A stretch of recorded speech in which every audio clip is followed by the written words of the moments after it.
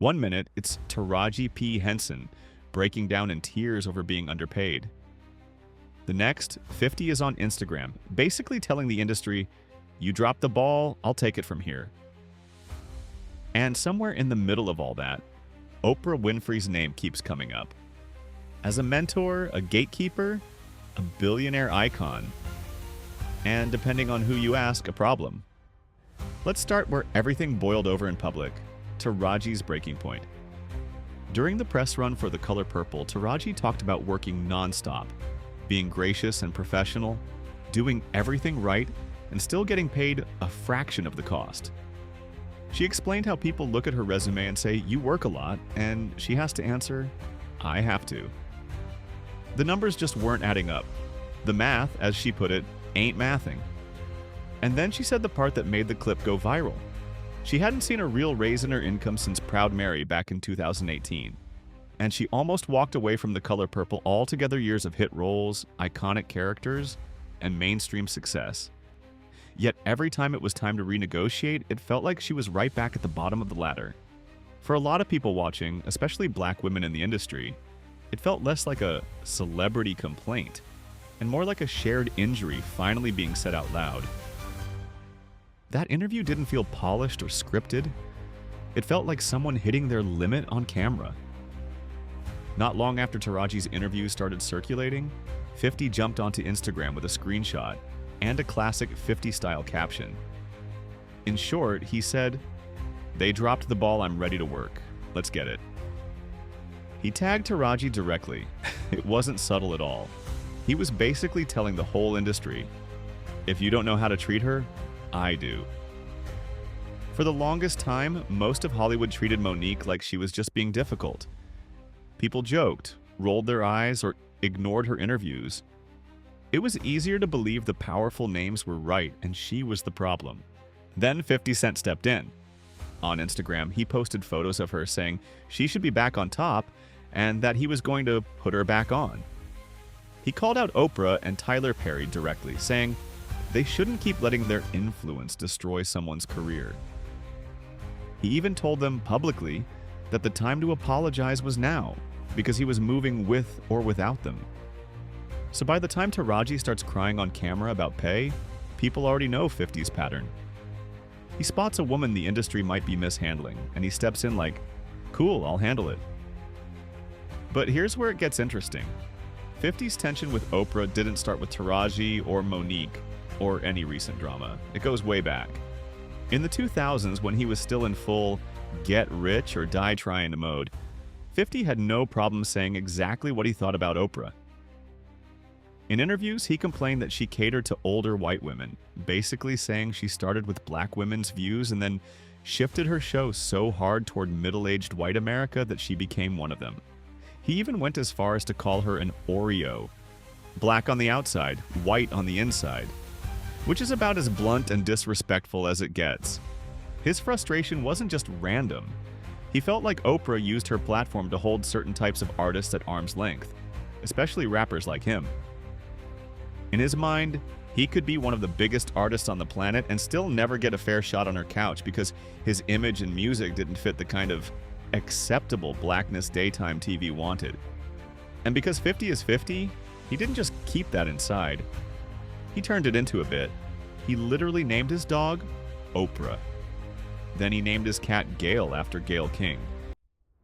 He joked about it on late-night TV, half laughing, half letting you know that underneath the joke was a real chip on his shoulder.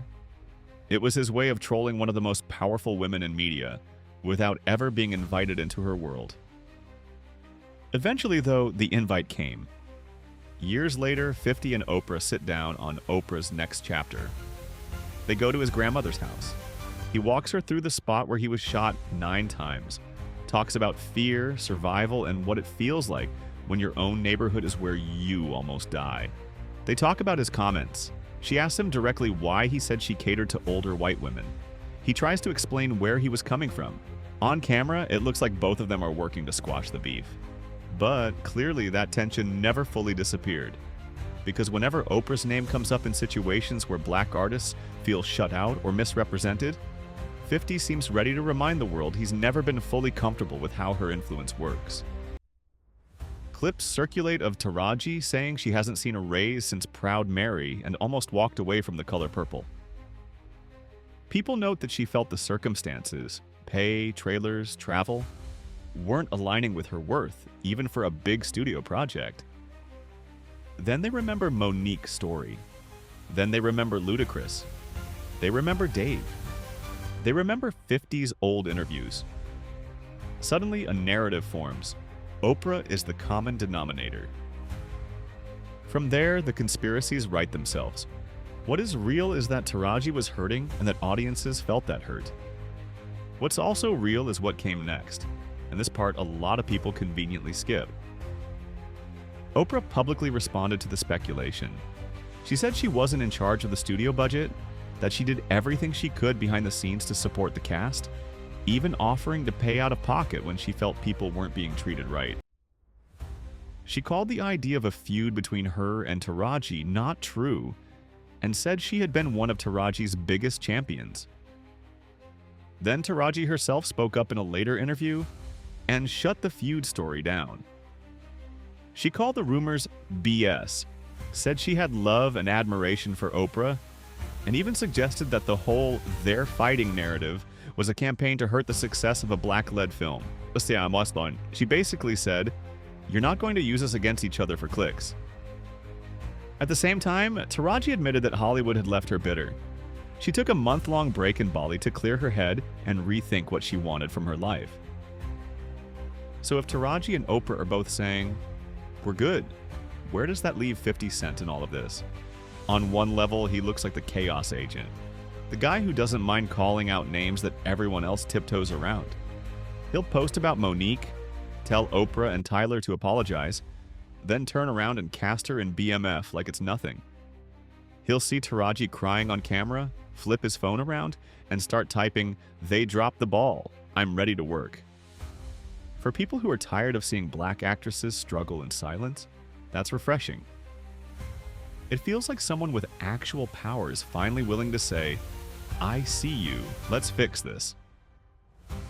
On another level, though, 50 is also a businessman and a master of attention. When he plants himself in the middle of these stories, he's not just helping, he's also branding. It positions him as the champion of sidelined talent, the anti-establishment boss who doesn't care what the Oprah class of Hollywood thinks that image is good for his shows, his empire, and his own myth. So is he risking everything to protect Taraji and Monique? Or is he savvy enough to know that fighting on behalf of wronged black women against powerful institutions is a narrative the internet will always rally behind? At the end of the day, here's what we're really left with. Taraji P. Henson is exhausted from being underpaid and overused by an industry that loves her talent, but doesn't always respect her value. Monique is still standing on what she said years ago, insisting that people in power did her dirty and cost her work. Oprah Winfrey is still one of the most powerful figures in entertainment, still insisting she uplifts more than she harms, and still at the center of every discussion about who gets a fair shot. And 50 Cent? He's the one person bold enough to walk straight into that minefield, post about it, write checks, cast people, and dare anyone to say something about it. So now the question isn't just, is Oprah a villain, or is 50 a savior? The more interesting question is this. In an industry built on image, who do you trust when the cameras turn off? The billionaire who says she's always had your back? The actress crying on the mic, saying the math doesn't add up? The comedian who walked away from $50 million rather than lose control? The rapper turned mogul who keeps dragging giants into the spotlight on Instagram?